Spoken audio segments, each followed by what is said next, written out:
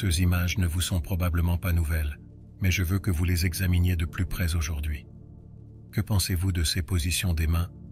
Pourquoi les gestes de Christ, Bouddha et Séraphin de Sarov sont-ils si similaires? Bien que cela puisse sembler une coïncidence, regardez ces autres images. Nous ne parlons pas seulement de portraits ou de sculptures ordinaires ici, mais aussi d'icônes qui sont des représentations de Dieu et de saints, et les gestes ici aussi s'alignent. Ces gestes ont été conservés au fil des décennies, et même des millénaires parce qu'ils ont une signification profonde et importante. Que signifie-t-il exactement alors? Quel mécanisme sous-tend ces gestes et comment fonctionne-t-il? Pourquoi la posture des mains est-elle si importante? Aimez cette vidéo pour réchauffer vos mains et regardez-la jusqu'à la fin si vous commencez à comprendre de quoi nous parlons. Nous allons vous montrer comment vous pouvez utiliser des gestes simples pour influencer votre humeur. Les mudras, qui se traduisent du sanskrit par sceau ou symbole, sont les noms donnés à cet alignement symbolique des mains et des doigts dans l'hindouisme et le bouddhisme. Ils sont parfois appelés le langage des gestes et sont fréquemment utilisés pendant la méditation. Dans le yoga, les mudras se rapportent à diverses positions du corps, des yeux, des diaphragmes et d'autres parties du corps en plus des mouvements des mains. Dans de nombreux rituels religieux et spirituels bouddhistes et hindous, les mudras sont indispensables. Ils sont utilisés pour influencer le flux de prana, la force vitale, canaliser l'énergie du corps et faciliter la communication avec le divin. Chaque mudra a une signification distincte et offre une gamme d'avantages, tant psychologiques que physiques. Il y a un proverbe qui dit « Tout est entre les mains de l'homme » et nous savons que cela signifie plus que ce qu'il dit. C'est intéressant de voir comment cette expression capture bien l'idée des mudras. Les propriétés médicinales des mudras ont été utilisées pendant des millénaires dans des pays orientaux tels que la Chine, la Corée, l'Inde et d'autres. Selon la littérature védique ancienne, une personne peut renforcer son système immunitaire, guérir une variété de maladies et même atteindre un plan spirituel supérieur en adoptant ces positions des mains. Il est possible d'apprendre à influencer les événements de sa propre vie et même l'environnement qui l'entoure avec de la pratique. Naturellement, cela nécessite la capacité de réguler les flux d'énergie. Bien que cela puisse sembler incroyable au début, voire magique, est-ce que tout peut vraiment être résolu aussi facilement en plaçant simplement le bout des doigts d'une certaine manière? Il pourrait être difficile de comprendre et de réaliser comment ce procédé fonctionne vraiment. Pour cette raison, je vous invite cordialement à nous rejoindre alors que nous nous plongeons dans le monde fascinant des mudras et apprenons comment ces mouvements apparemment insignifiants peuvent avoir un effet profond sur nos vies. Décomposons ce sujet en 6 parties constituantes pendant que vous discutez de vos pensées dans les commentaires. Commençons par un sujet clair pour tous. Les effets des mudras sur le bien-être physique. Tout d'abord, la base de toutes les disciplines de santé orientale, y compris le yoga, le tai chi, le qigong et autres, repose sur l'équilibre entre les états corporels et spirituels. La vision du monde de nos prédécesseurs incluait également toujours ce point de vue. Il n'est pas un secret que nos mains contiennent d'innombrables voies liées à l'énergie vitale de nos organes et systèmes. En connectant nos doigts de manière spécifique, nous pouvons contrôler le flux d'énergie à l'intérieur de nos corps et encourager les nombreux centres du corps à communiquer information et énergie. Autrement dit, les mudras nous permettent de focaliser ou d'améliorer l'énergie du corps, améliorant ainsi notre bien-être général. Cependant, quels sont ces canaux? Jusqu'à récemment, la bioénergie, les champs d'énergie et l'énergie vitale étaient tous niés par la science. Les physiologistes soutenaient qu'aucun de ces canaux ou quoi que ce soit de semblable n'avait été découvert tout au long de l'histoire de la physiologie et de la médecine. Le corps humain les appelle méridiens, bien que leurs identités précises soient encore inconnues. Nos systèmes incluent les systèmes nerveux, circulatoires et lymphatiques, pour n'en nommer que quelques-uns. Bien qu'il n'y ait pas de canaux discernables dans aucun de ces systèmes, diverses idées ont été proposées. Selon l'une de ces croyances, chacune des nombreuses terminaisons nerveuses des doigts correspond à un organe distinct. Un organe peut être affecté en pressant un doigt. L'annulaire est connecté aux intestins et aux poumons, l'auriculaire à l'intestin grêle et au cœur, le pouce à l'estomac et à la rate, le majeur au rein et l'index à la vésicule biliaire et au foie. Les premiers intervenants appliquent avec succès cette information dans des situations d'urgence, comme celles où les médicaments ne sont pas disponibles. Par exemple, il est vital de savoir que mordre l'ongle à la base de l'auriculaire peut aider à soulager une douleur cardiaque. En réalité, des massages réguliers des doigts peuvent prévenir une série de maladies. Il suffit de s'échauffer et de bien masser ses paumes. Il est difficile de contester cette approche efficace.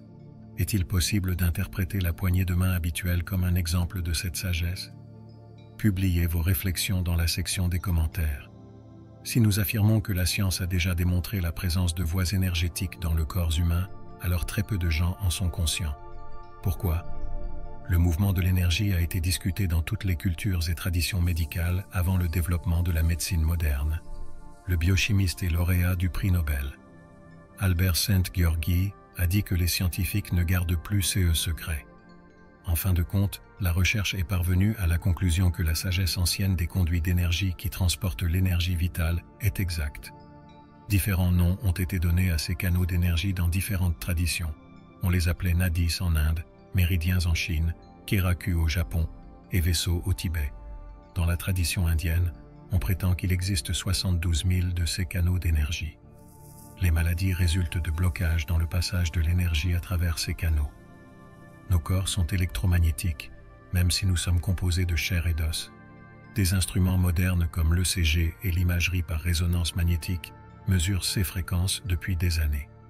Les méridiens existent, comme l'ont récemment confirmé des experts de l'Université nationale de Séoul. Ils affirment que ce système a un support matériel sous forme de tissu conjonctif et constitue un composant essentiel du système cardiovasculaire. Kim Bong-an, un scientifique de Corée du Nord, a fait la découverte initiale des méridiens au début des années 60. Son identification de structures tubulaires uniques dans le corps humain a été validée par des études ultérieures. Il a été établi par des experts coréens contemporains que le système trouvé est, en fait, une partie tangible des points d'énergie des méridiens. En combinant une sagesse séculaire avec une technologie de pointe, cette validation scientifique contemporaine éclaire des coutumes anciennes et fournit une compréhension plus complète de la santé et du bien-être humain. De plus, l'ajout de composés spécifiques a indiqué l'existence de fines lignes correspondant aux canaux d'énergie mentionnés précédemment. Il a été découvert que ces tubes transportent un liquide qui se condense pour générer des cellules souches. Malgré son importance, cette découverte n'a pas reçu l'attention qu'elle mérite. Cependant, pourquoi cette connaissance, qui n'est plus révolutionnaire pour les scientifiques, n'est-elle pas enseignée dans les écoles et couverte par les médias? Qu'en pensez-vous? Des idées scientifiques encore plus vastes proposent que notre structure et flux d'énergie, tant au niveau cellulaire que physique, forment une connexion fondamentale entre nous. Et pas seulement cela. De manière similaire à la façon dont fonctionnent les méridiens du corps humain, notre Terre a également des canaux d'énergie appelés lignes lait. Ce sont des lignes géographiques qui relient des lieux historiques, culturels ou environnementaux importants. Mais revenons aux mudras, les positions spécifiques des mains qui affectent la façon dont l'énergie circule dans notre corps. Nous savons que les mudras ont généralement un grand effet sur notre corps. Cependant, pour obtenir les effets souhaités, connecter vos mains d'une manière spécifique ne suffit pas. Avant de commencer la pratique d'apprendre à gérer votre énergie en utilisant les mudras, il est important de suivre quelques lignes directrices de base. Premièrement, réchauffez bien vos mains. Avant de commencer toute pratique de mudra, massez vigoureusement vos paumes jusqu'à ressentir une bonne chaleur.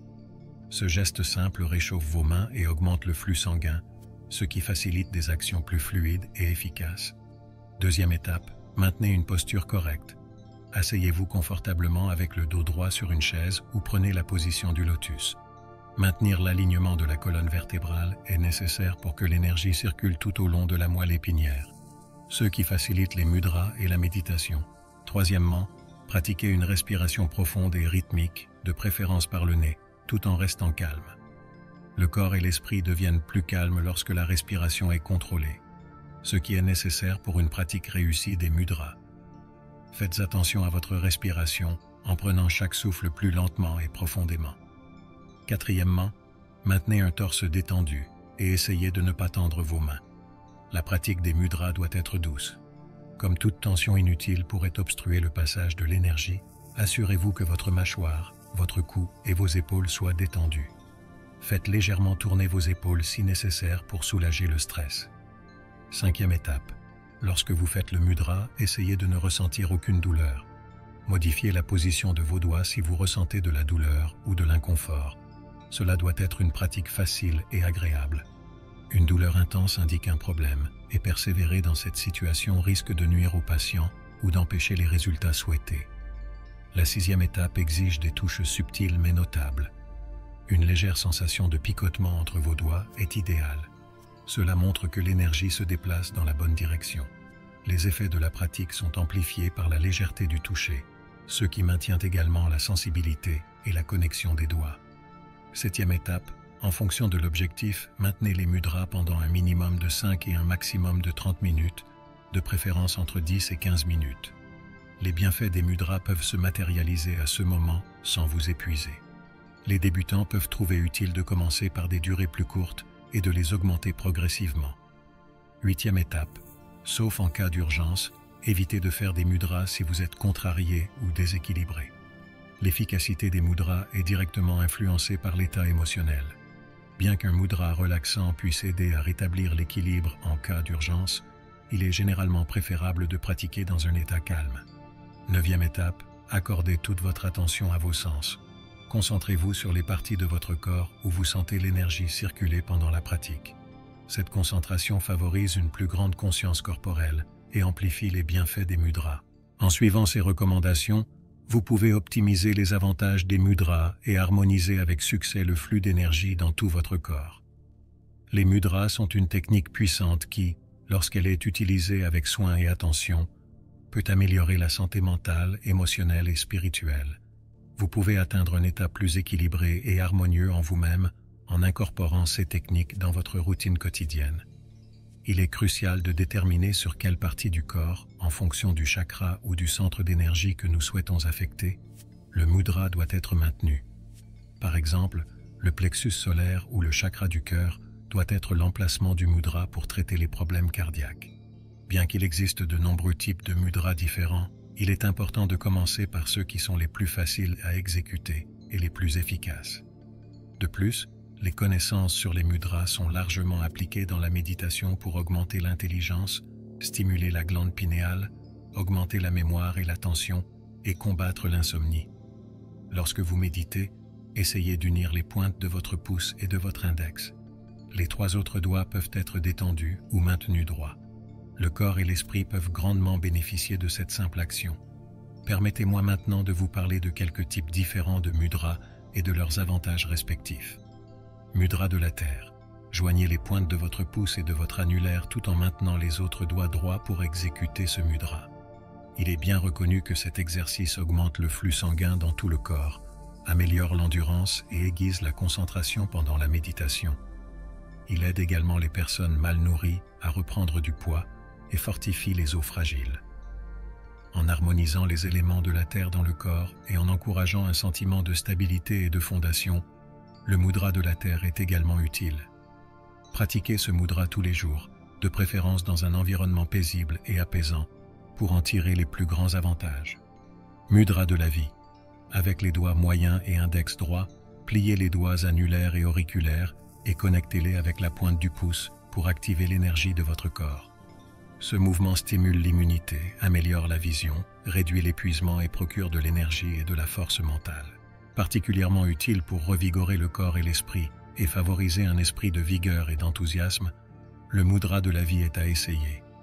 Appuyez sur le bouton de lecture, essayez-le, maintenez ce mudra pendant 5 minutes et dites-nous comment cela se passe dans la section des commentaires. Incluez ce mudra dans votre pratique quotidienne pour en tirer un bénéfice optimal, surtout lorsque vous vous réveillez pour accueillir la journée avec une vitalité renouvelée. Mudra de l'eau. Ce mudra est indispensable pour toutes les femmes car il améliore le teint de la peau et élimine les signes de fatigue. En maintenant les autres doigts droits, effleurez légèrement la pointe de votre auriculaire avec la pointe de votre pouce. Cette technique maintient le corps hydraté, traite les problèmes de peau comme l'acné, la sécheresse et les infections, donne au visage un éclat naturel et soulage les tensions musculaires et les spasmes. Le mudra de l'eau est un excellent moyen de garder votre peau jeune et saine tout en soutenant une bonne santé cutanée. Pratiquez ce mudra tous les jours pour en tirer des bénéfices optimaux, en particulier dans les régions arides ou lorsque vous commencez à vous sentir déshydraté. Mudra de l'air. Avec les autres doigts restant droits, pliez l'index et pressez doucement la deuxième phalange avec le pouce. Cette technique fait des merveilles pour réduire la tension et l'anxiété en relaxant le corps et l'esprit.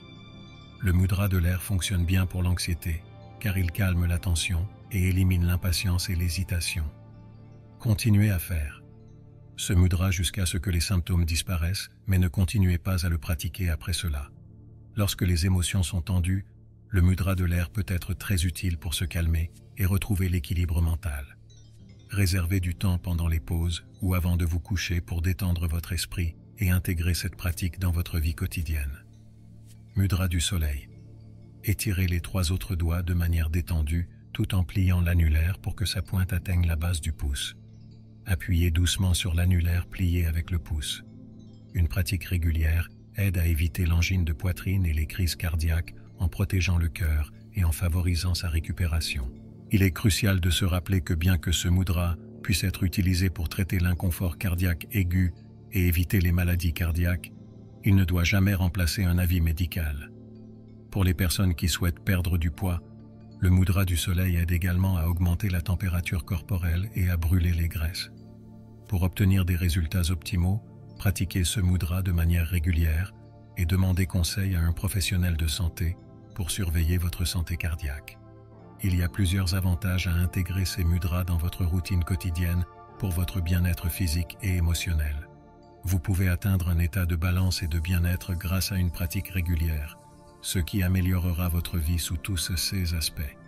Alors, pourquoi les icônes chrétiennes orthodoxes présentent-elles tant de mudras? Les mudras sont des gestes symboliques des mains qui sont utilisés depuis les temps védiques anciens. Par conséquent, le geste de bénédiction à 2 doigts et le mudra de la vie sont comparables. L'existence et le bien-être d'un individu dépendent de son potentiel énergétique, car il s'agit d'un système bioénergétique complexe. Cela implique la manière dont ces corps subtils et physiques interagissent harmonieusement, ainsi que la façon dont ces centres d'énergie, ou chakras, fonctionnent. Bien que beaucoup pensent que l'idée des chakras est exclusive à l'Orient, peu savent que nous avons notre propre système de chakras adapté à notre mode de pensée. Mais que sont exactement les chakras? Quelle est la structure du système des chakras? Nous avons abordé ces sujets et bien d'autres en profondeur dans nos vidéos précédentes. Consultez les vidéos de la chaîne pour une compréhension plus approfondie, car nous avons déjà couvert ces sujets en détail. Il suffit de rechercher les vidéos sur les chakras pour augmenter votre compréhension et obtenir plus d'informations. Je vous adresse mes sincères remerciements pour avoir pris le temps d'apprendre sur le fascinant monde des mudras et comment ces gestes simples peuvent avoir un impact profond sur notre énergie et notre bien-être général. Votre présence est la preuve de votre dévouement à la conscience de soi et à la recherche d'une existence plus harmonieuse. Imaginez-vous à ce moment précis, ayant parcouru une grande distance sur une route que vous avez choisie par curiosité et par désir d'en apprendre davantage sur le monde et sur vous-même. À chaque pas que vous avez fait et à chaque minute qui s'est écoulée, vous avez appris quelque chose de nouveau. Et maintenant nous sommes ici, célébrant ensemble la fin de ce voyage, qui est en réalité seulement le début de bien d'autres. Je souhaite que les bonnes vibrations que nous avons eues pendant cette vidéo vous parviennent. Nous sommes connectés et renforcés par ce flux d'informations et d'expériences. Chaque mudra et chaque geste que nous apprenons servent non seulement à harmoniser notre esprit, notre corps et notre âme, mais aussi à débloquer des portes intérieures. J'apprécie votre confiance dans la sagesse des anciennes traditions et votre volonté d'approfondir cette connaissance millénaire. Dans ce voyage, vous n'êtes pas seul. En tant que communauté, vous contribuez à cette conversation en laissant des commentaires, en posant des questions et en partageant des idées. Ces actions la rendent encore plus importante et enrichissante. Rappelez-vous que la pratique des mudras est une forme d'art, une danse délicate de l'énergie qui, entre de bonnes mains, a le pouvoir de changer votre vie. Et vous devenez une partie de cet enchantement en pratiquant et en transmettant votre savoir, en préservant une sagesse qui dure des siècles. J'apprécie sincèrement votre présence, votre participation en ce moment et votre contribution à un monde où l'harmonie et l'équilibre sont possibles. Nous pouvons continuer à apprendre, à grandir et à découvrir ensemble. J'espère que vous ressentez toujours le bon esprit des mudras et à bientôt dans la prochaine vidéo.